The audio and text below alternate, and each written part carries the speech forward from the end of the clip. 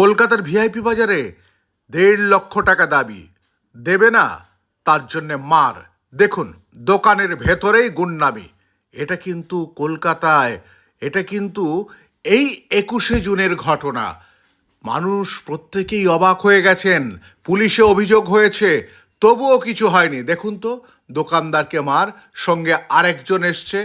এইভাবে যদি দোকানদারকে মারধর করা হয়, তার পরিবারও পর্যন্ত চিন্তায় থাকে। কসবা থানাতে অভিযোগ দায়ের হয়েছে। কসবা থানা এখনও পর্যন্ত কিন্তু সেই অভিযোগের পদক্ষেপ সেই রকম নেয়নি।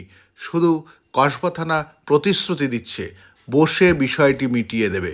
এইভাবে সন্ধ্যাবেলায় দোকানে গিয়ে ছিনতায়, এটা কি মেটানোর?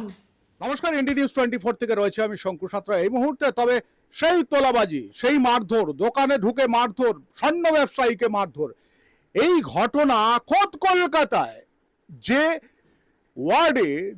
ওয়ার্ডে সুশান্ত ঘোষ এতদিন তোলাবাজি করেছে, মারধর করেছে, ছিনতাই করেছে, আর সেই রকম একই স্টাইলে আবার দোকানে ঢুকে মারধর।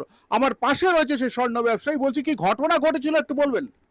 আমার দোকানে ২১ তারিখে রাত্রে মোটামুটি ১০-১২ জন আসেন।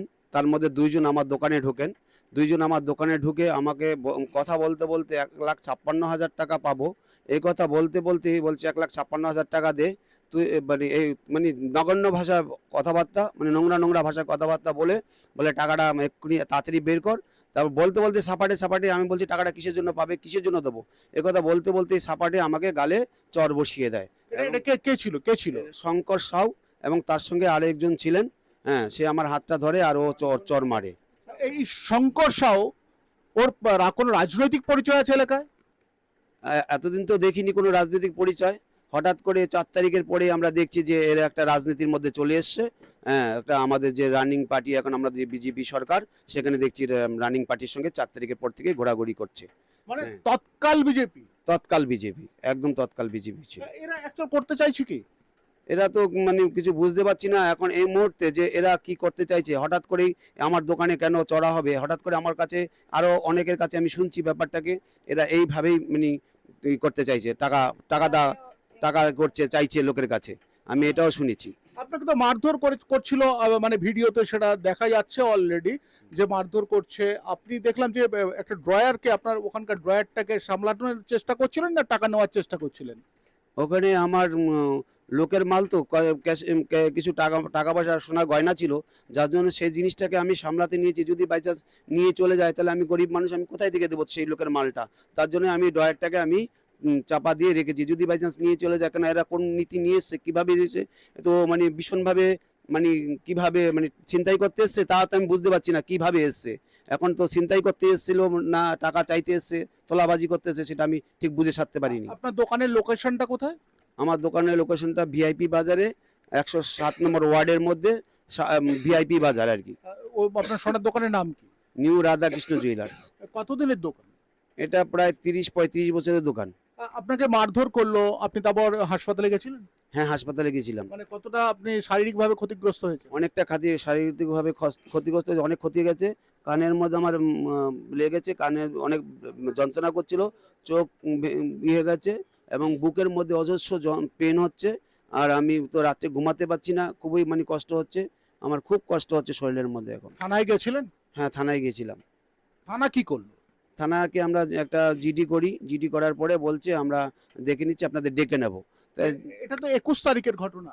হ্যাঁ, এটা ২১ তারিখের ঘটনা। মানে কটা নাগাদ এসেছিল?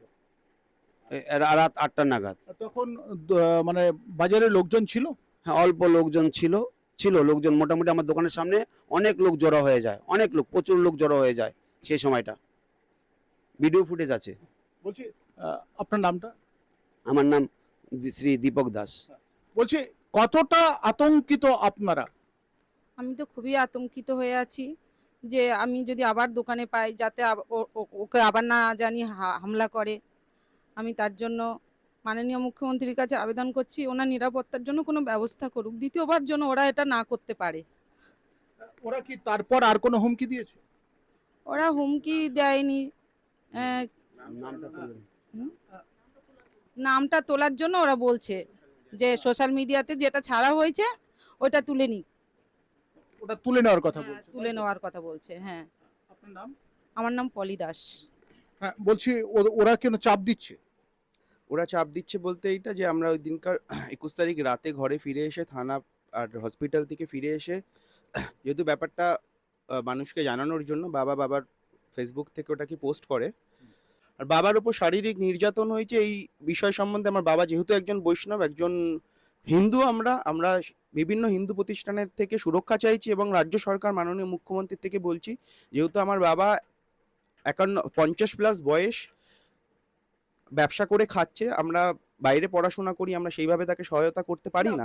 সোশ্যাল সিকিউরিটি অভাব অবশ্যই সোশ্যাল সিকিউরিটি যেটা নিয়ে বেশি চিন্তা করছি আমরা, আর আমরা এফআইআর করার জন্য এবং আগে আইনি পদ্ধতিতে যেটা আমাদেরকে সব থেকে বাধা হয়ে দাঁড়াচ্ছে আমাদের সিকিউরিটি, যে আমরা এফআইআর করতে যাব, এফআইআর করতে গেলেও কি আগে আদেও এফআইআর নেওয়া হবে এবং নেওয়া হলে তার পরবর্তী পদক্ষেপ তাদের কি হবে আমার এগেনস্টে। আমার নাম দীপঙ্কর দাস। অর্থাৎ টাকাটা নিয়েছেন কিনা নেননি সেটা তো আইনের বিচার। থানায় গিয়ে ওই টাকাটার নিঃসন্দেহে প্রুফ দিতে হবে। তাই বলে একটা সোনার দোকানের ভেতরে ঢুকে এইভাবে মারধর, আবার বিজেপি কর্মী পরিচয় দিয়ে, তৎকাল বিজেপির, তাহলে এটা নিয়ে প্রশাসনিকভাবে কতটুকু পদক্ষেপ নেওয়া হবে, কেন এতদিন নেওয়া হয়নি, সেটাও কিন্তু বারবার প্রশ্ন তুলছে। তাহলে কি সেই তৃণমূল আমলের মতো এ আমলেও যথেচ্ছাচার শুরু হবে? আমরা তো চাই, সবাই চাই এটার একটা প্রশাসনিক কোনো দৃষ্টান্তমূলক শাস্তি হোক। আমি শঙ্কু রয়েছে আপনাদের সঙ্গে, ইন্ডি নিউজ 24, দেখতে থাকুন।